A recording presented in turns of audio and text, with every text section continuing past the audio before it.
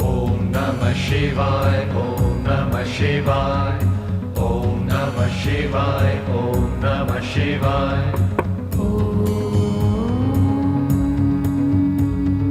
Trambakam yajamahe sugandhim pushtivardhanam urvarukamiva bandhanan mrityurmukshiyamamrutat.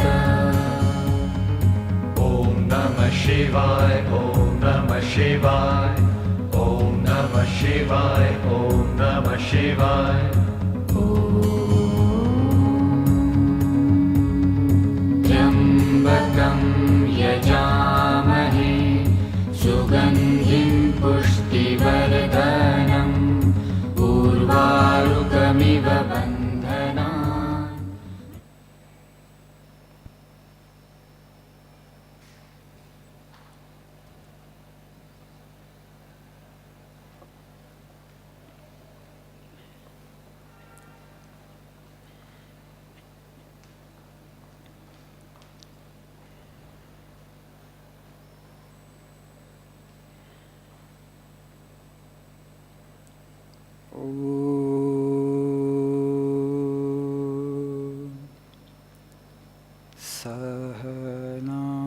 Sahanavavatu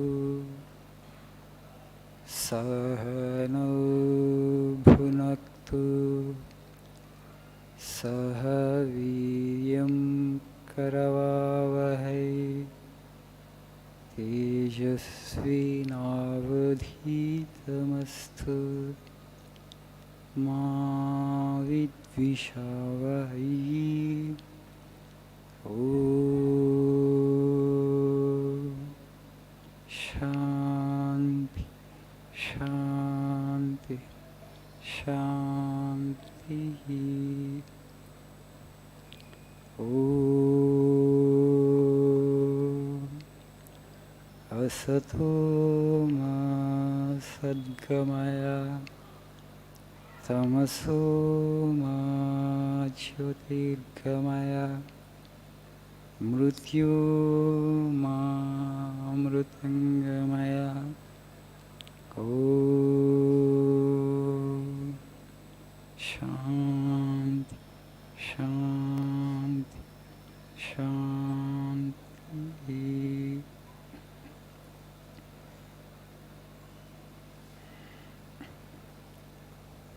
Good morning. So number is fast dwindling. Just one more month. So people find it difficult, I think, to get up early in the morning, summer.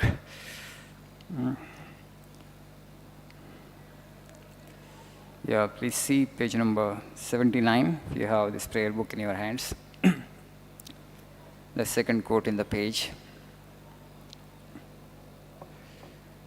The more we grow in love and virtue and holiness, the more we see love and virtue and holiness outside.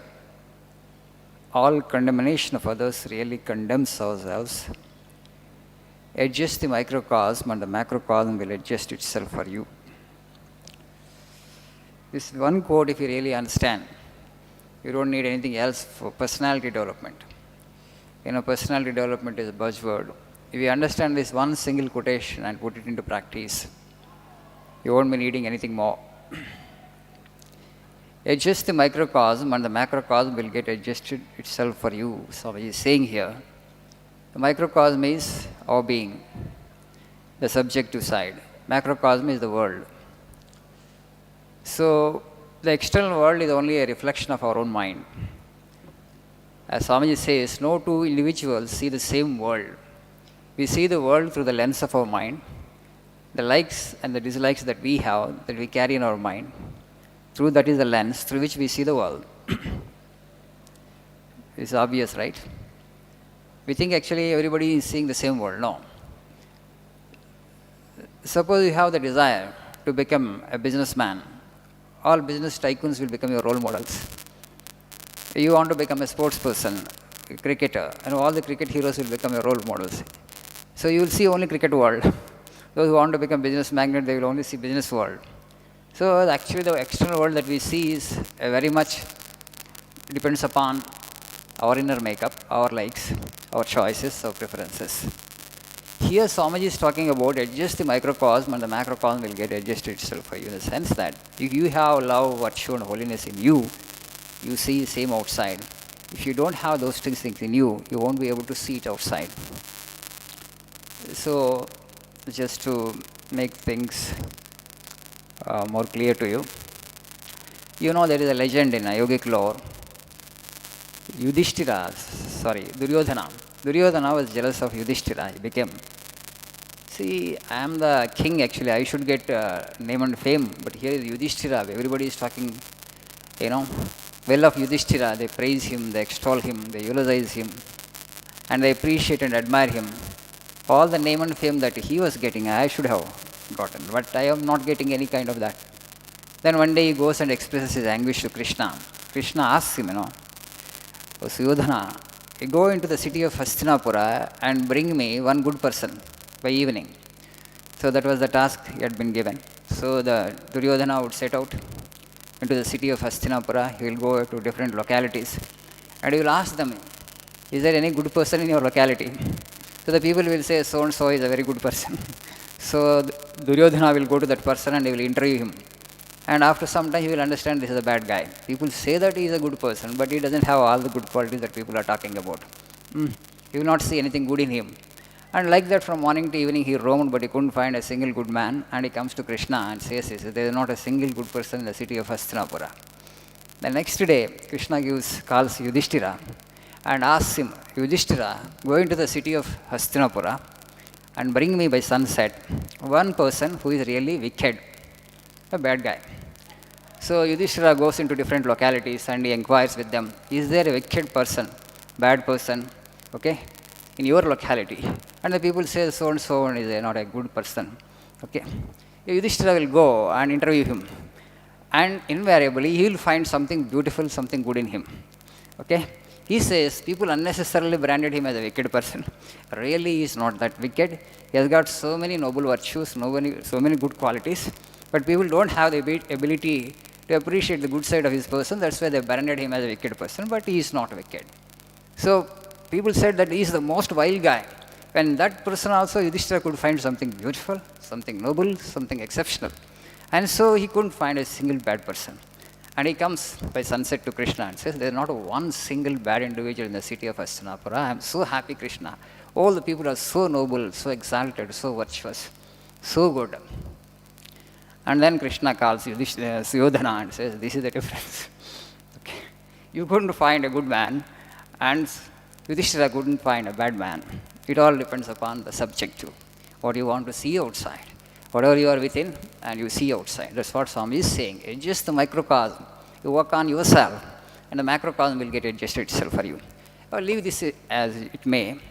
If you just leave your mind like that, the natural tendencies of the human mind is to become conscious of the shortcomings of others all the time. Most of the times we ignore this, we don't pay attention to this.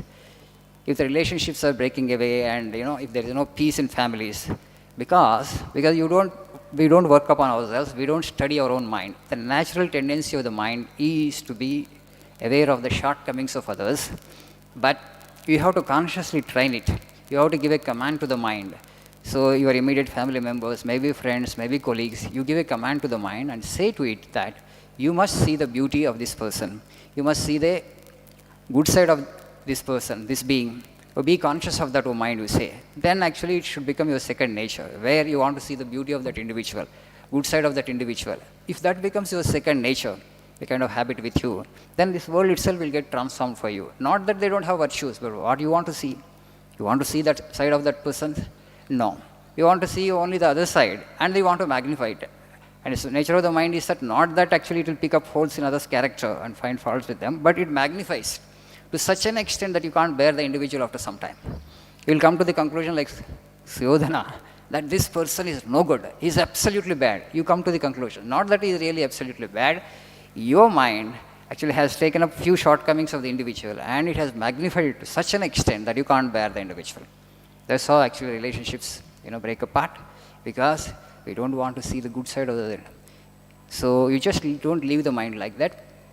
Give the command that from today onwards, I shall see only the noble side of the human beings. You make it a habit, this world will get transformed for you.